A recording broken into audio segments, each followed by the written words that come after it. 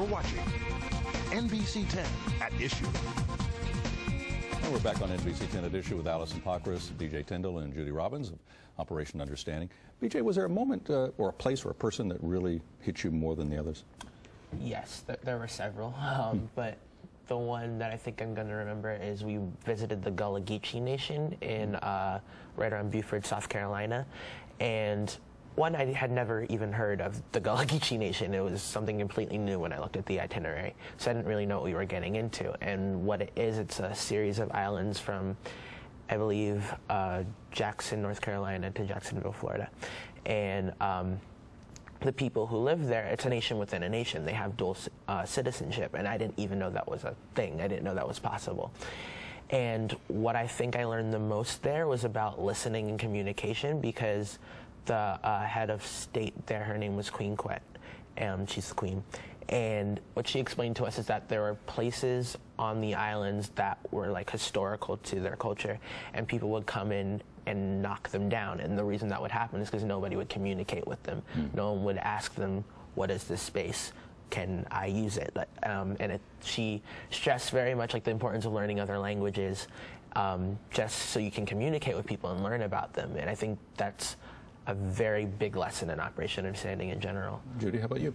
Well, we spent a few days in New York, and we met with a man named Billy Green, who is just probably one of the most, if not the most, inspirational person I've ever met in my life, and I think a lot of the other students feel that way too. He spoke to us a lot about identity and diversity and how you identify yourself and how others identify you. And he is multiracial, and I am too. My father's African American, and so it was very significant, everything he was saying to me. He said at one point, I remember very clearly, he said, diversity is interaction, and you can't call it diversity if it's just variety. And I think that that was very profound, because I think a lot of times, especially in Philadelphia, we see diverse communities and we immediately think, oh, that's so diverse, that's great. But I think the interaction is what makes it really important, and I think that that's a huge idea and theme. And you had a lot of interacting moments in this. Christians, Jews, Muslims, blacks, whites, everybody. I mean, the potpourri. It was good. You met with Reverend Kiles, who was a witness to Martin Luther King's assassination. What was that like?